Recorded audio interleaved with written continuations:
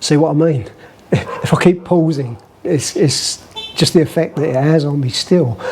And great news is that they tracked down his family. His mother, his father and his sister were still alive. He drove his car that was given to him by the Americans straight into the side of this Russian guy's car.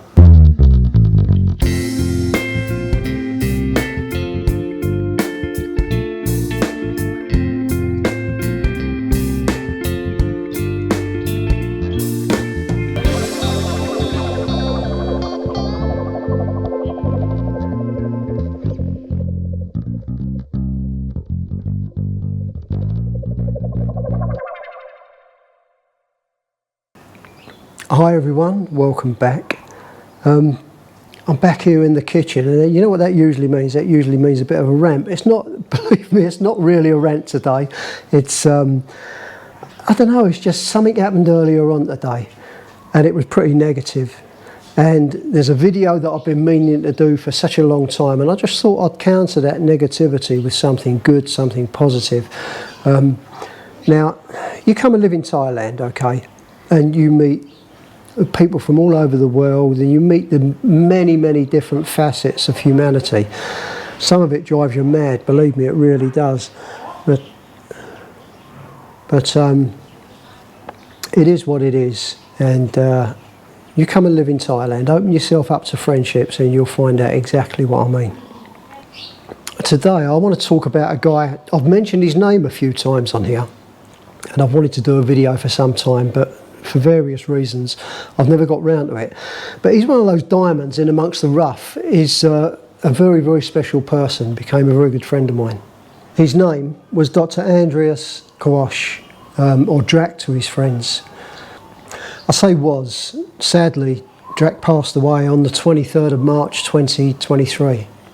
To say that he was an inspiration to me is an understatement, and you'll realise why as I tell you his story. Telling his story is something that I've tried to do on a number of occasions, but always had to give in, as I still get choked up when speaking about him and considering what he went through during his life. It took a while for him to open up to me about his life, and understandably so, but once he did, I would sit for hours listening to what he told me about his life. He would often pause and disappear into his office, then reappear with files stuffed with newspaper cuttings, official documents, many with the German swastika on them. Drak was just a young teenager growing up in a small town in Austria when the Nazis marched in and took the place over. Now, all the young lads in the town, they were all gathered up, and they were forced to join the Hitler Youth. So they'd be going down to like this like community centre, this hall in the town, and they'd be practising marching with wooden guns and things like that. They were forced to do it. One morning, Drak was on his way to one of these meetings that he was forced to do, and he heard his grandma screaming, not far from where he lived. His grandma, by the way, she was approaching her 100th birthday. And when he got there, he saw what was happening. There was a German SS officer trying to drag a young girl into a derelict building. And I would imagine it's quite obvious what was going to go on there. But his grandma made a stand against this guy, and was trying to get in between them, trying to stop them. Bear in mind, this is an old frail lady, nearly 100 years old.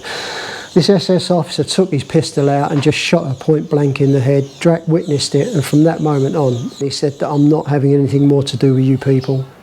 And he was threatened with his life, and to the point where they were holding a gun against his head, and he said, I don't care, do what you've got to do, but I'm not going to be joining you people and what you stand for.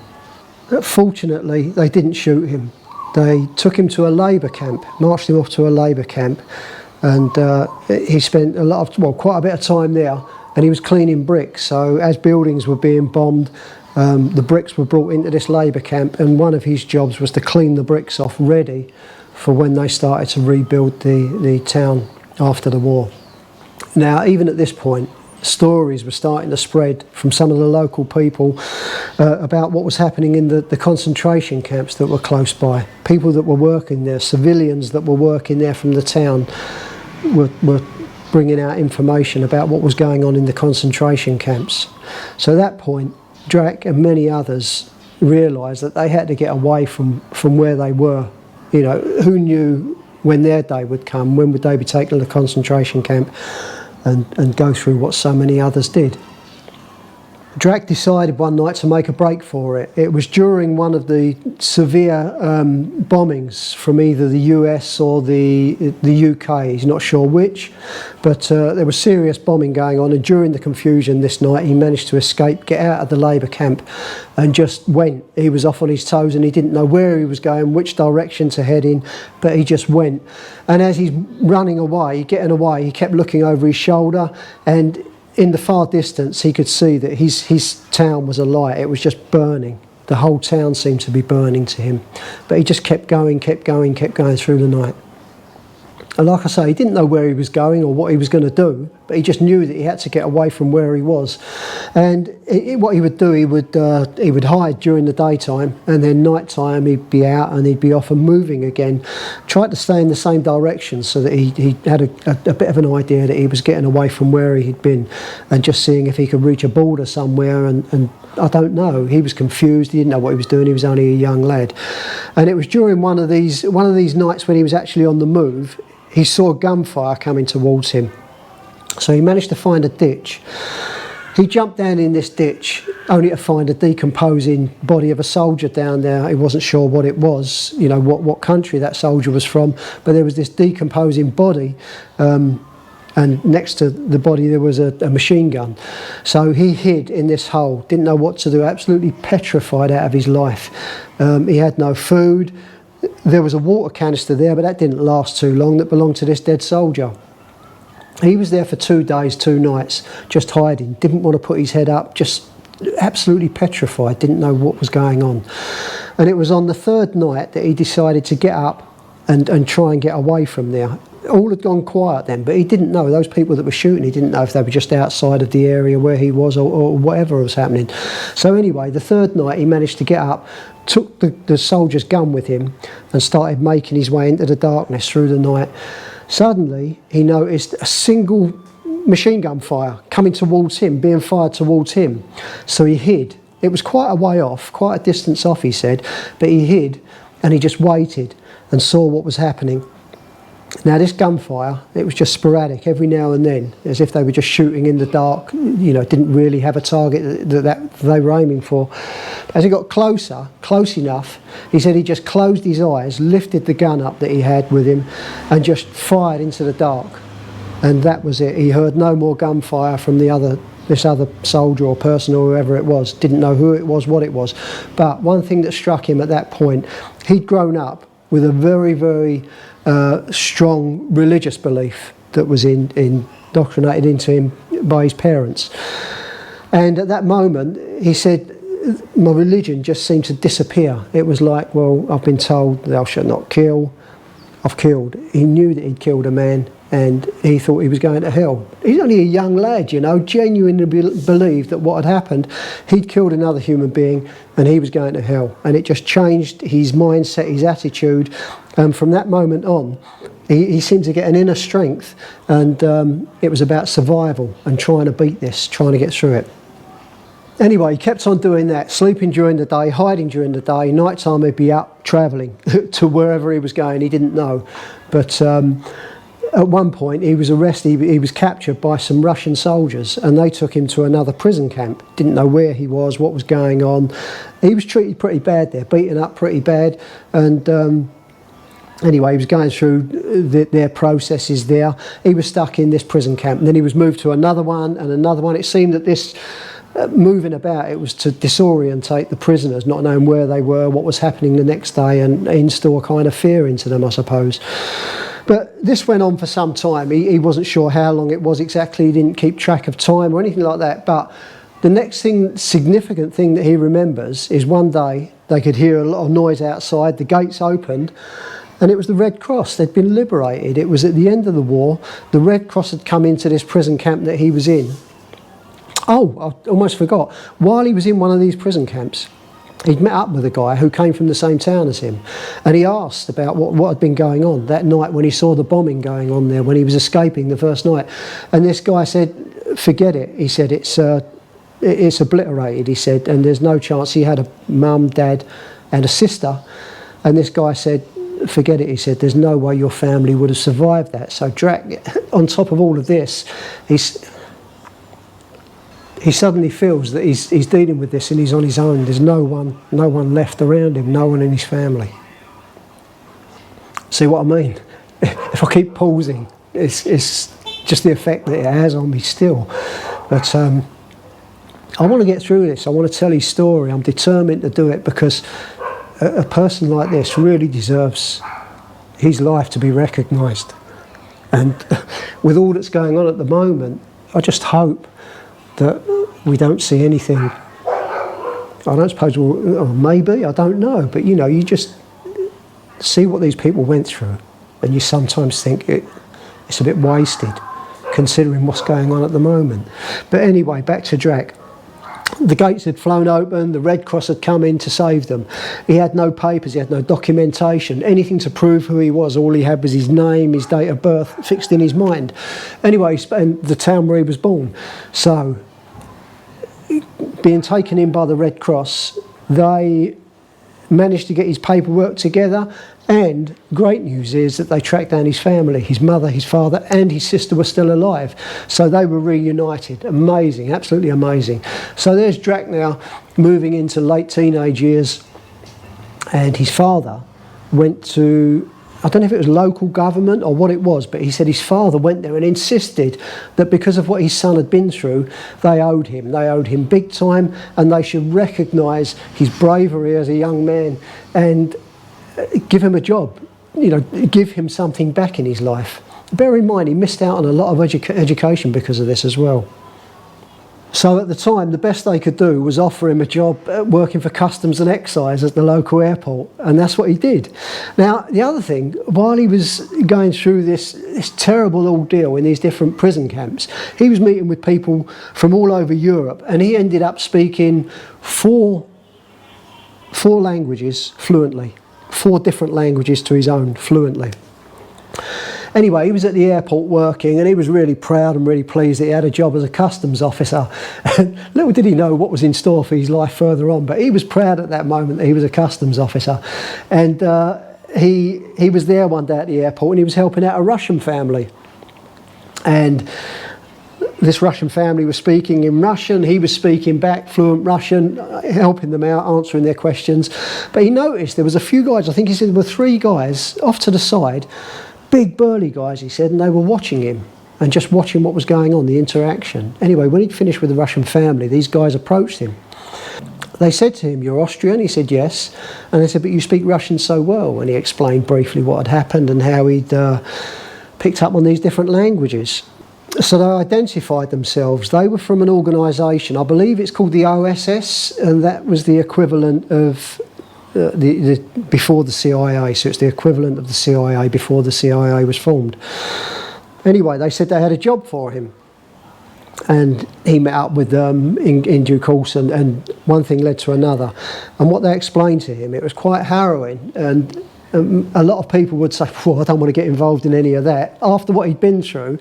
But as a young man, he was excited, and he said to be able to, it wasn't about revenge, he said, to be able to help exert justice through something that had happened that they'd explained to him. That's what made him want to do it. And what it was, they were telling him about a Russian commander who was living in exile in Hungary. False papers, speaking Hungarian, completely, you know, walked away from his Russian roots, and he was living there, knowing full well that there'd be people out after him anyway. So he'd apparently tortured and killed a number of US servicemen in his time during the Second World War. Now, they couldn't extradite him. There was no extradition treaty with Hungary, and so some of this, I mean, Drak's been telling me this over many, many years, and it was just like bombarding me with all this information. So I'll get the details as accurate as I possibly can, as I remember them. But this guy, he was in Hungary, and there was no extradition treaty between Hungary and the US. They wanted to get him away from Hungary, over the border, so that they could capture him and make him face justice. So what they did, they bought Drak a car, gave him some false papers. This is the James Bond bit. I mean, all the rest of the stuff, but it does sound like something out of a James Bond movie. And anyway, so they bought a car for him, gave him false papers, passport and everything else. He crossed the border into Hungary. He went to the town where he knew the guy would be. And then from there, it was up to him how he approached this guy, how he got to know him, how he would build up some kind of trust. Now, this Russian guy, he managed to track him down. He had a beautiful brand new car. I don't know what it was now, but he had this beautiful brand new car, and he was obviously very proud of it. It was always immaculate, gleaming, and he always used to go to the same coffee shop in the morning for his breakfast. And Drak would go down there and he'd pull up and he'd go in and have a coffee, and this guy was always on his own, never acknowledged anyone, never made eye contact, and just had nothing to do with anyone. So Drak's thinking, how can I get to know him? How can I get speaking to him? So the following day, Drak's come down there, and suddenly he just had this brainwave. He drove his car that was given to him by the Americans straight into the side of this Russian guy's car. The Russian guy came out screaming, shouting, doing his nut in Hungarian. Drak started speaking to him, apologising profusely in Russian. The guy suddenly paused and started speaking in Russian to him. And he said to Drak, "Come in for a coffee, my friend." He said, "I'm sure we can sort this out." Suddenly it was almost like a massive relief for this guy. There was a fellow Russian in the same vicinity as him. He had a reason to talk to him. You imagine not talking to anyone or being able to trust anyone for a period of time after doing what you did that was so horrific. So anyway, they had a coffee, and a couple of times they met. Drak said that he was there on business, and the guy swallowed it.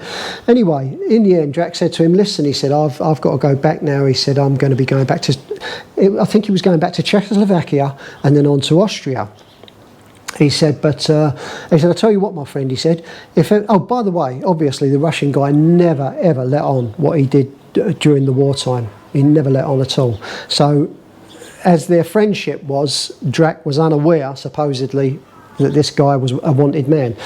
So anyway, he said to the guy, "I've got to go back," he said, "business calls." He said, "But if ever you find yourself coming over to," I think it was Czechoslovakia, he said, "let me know." He said, "We've got offices there." He said, "We'll meet up," he said, "and I'll arrange for some ladies." He said, "We'll have a real nice time." So this guy said, "Okay." Anyway, Drak went. It was only a few weeks later, his office phone went, and it was this Russian guy. And he spoke to Drak and he said, "I'm coming over. Sort the ladies out." He said, "We're going to have a wild time." And of course, Drak let the American guys know what was happening. As the Russian guy came across the border, they grabbed him, and that was Drak's job done. He didn't know what happened from that moment on, if he was taken back to America or whatever happened. But he felt kind of proud that he'd done his part in getting justice for these American guys who'd been tortured and killed. And I said to him, "Did they offer you any more work? Did you speak to them anymore?" He said, "I never ever spoke to those guys again, or anyone to do with that." He said, "But during the process of me joining up with them," he said, "they took my bank details."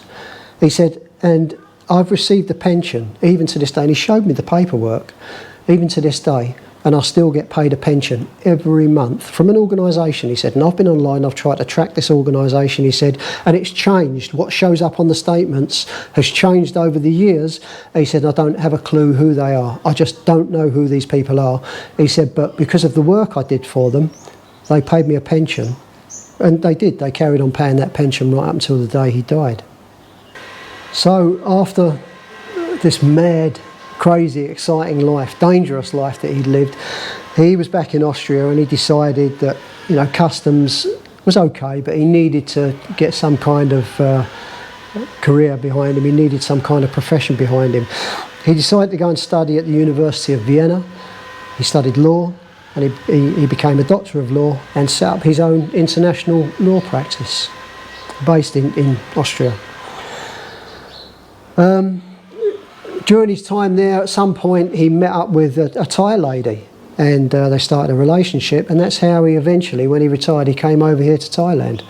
Now, that relationship didn't last, and eventually he met up with his wonderful wife, Bum, and they lived a fantastic life together. Really nice, caring lady, looking after him, taking care of him right up to the end. and I know that he was extremely happy. Now, like I said, I was fascinated by the guy. I could sit and listen to him forever, and he had so much to tell. And he used to go real into detail, lots and lots of detail. And I remember him telling me that he was very particular about the pen that he used in court. He'd tried Mont Blanc, he'd tried Schaefer's, but he always used to go back to Parker ballpoint pens. You know, nothing really special, not phenomenally expensive. Okay, expensive compared with a Biro or something, but these Parker ballpoint pens, he said, I would always insist that I was using one of those when I was in court. And so hearing that from him, he didn't have one, by the way, here in Thailand. Hearing that from him, his birthday was coming up, and Pook and I managed to track down a place that sells Parker pens here, and we got him a beautiful pen, gold plated, and I had it inscribed with his name, and gave it to him for his birthday, and he was blown away. He was absolutely astounded that we managed to find one for him, get his name engraved on it, and it just made him so happy. It really did. Now, a period of time had passed, and Drak started to complain about chest pains. And what he was explaining to me, it just rang true with what I experienced when I was 22. I had lung cancer, and what he was telling me was exactly the same as what I'd experienced. And so I said to him, go and get it checked out. He said, oh, it's no big deal. He was a smoker, by the way, quite a heavy smoker. And, oh, it's okay. He said, it's probably just a bit of congestion from smoking. I'll ease off smoking. Anyway, in the end, they did go, and he didn't tell anyone. But I had a good idea. Next time I saw him, I said, how did you get on at the hospital? He said, oh, everything's fine, as I told you it would be. He said, it was just a bit of scar tissue on my lung, and that's what's causing the pain. No problem. But I knew what it was. He just wasn't saying anything. Anyway, he...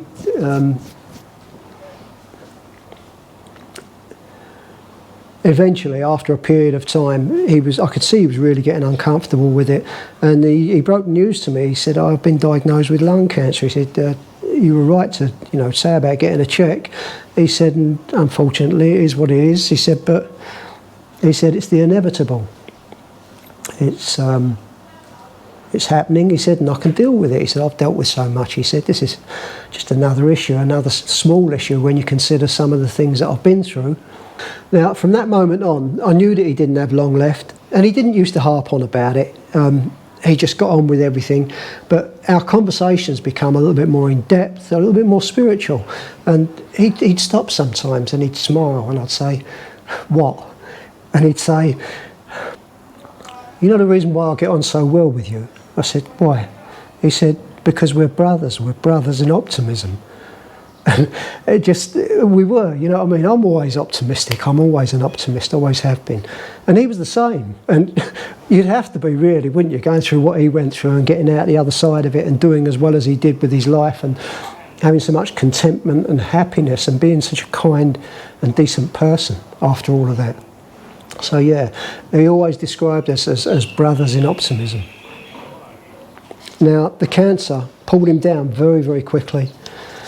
This is on Drak's birthday, 17 days before he passed away. And we spent hours talking and laughing about many different things, including death and what he was expecting. He said to me while he was laughing that he hoped that there was something to look forward to. Maybe there was something after the ultimate event. Maybe there is something else. Maybe all his friends and family who had already gone, who had already passed, would hold a big party for him once he got to the other side. I made sure to call in and see him at every chance that I got. Each time I went, I'd say, I have to go now, Drak, but I'll be back as soon as I can to see you again. He'd always say the same to me, in a humorous kind of way. Thank you, my friend. I'm not sure if I can guarantee that I'll be here. His humour remained right up until the very end. During one of our deep conversations, I asked him straight, if there is something after the inevitable, if you can, please be sure to let me know somehow. He smiled and gave me the thumbs up and said, of course I will. After Drak's passing, something significant happened that shook me to the core. Pook and Drak's wife were there with me at the time and witnessed it too. I don't want to go into detail, and I wish I understood more, but the three of us were with Drak when he gave me the thumbs up, and the three of us were together and witnessed something that I just can't explain after Drak passed. You'll never know with the editing how long this took me to do, but quite a while, believe me. Anyway, all I can say is that I'm so glad, I'm so privileged that I got to meet someone like Drak. It was a living history lesson, and I learnt so much from him. So just bear this little story in mind when you're out there, you're meeting new people, especially in a place like this. You're away from where you were born and where you were brought up, and you're meeting people from all walks of life. You will meet up with some dodgy people, you will meet up with some strange people, but don't give up hope, don't give up on it. You might just meet a Drak.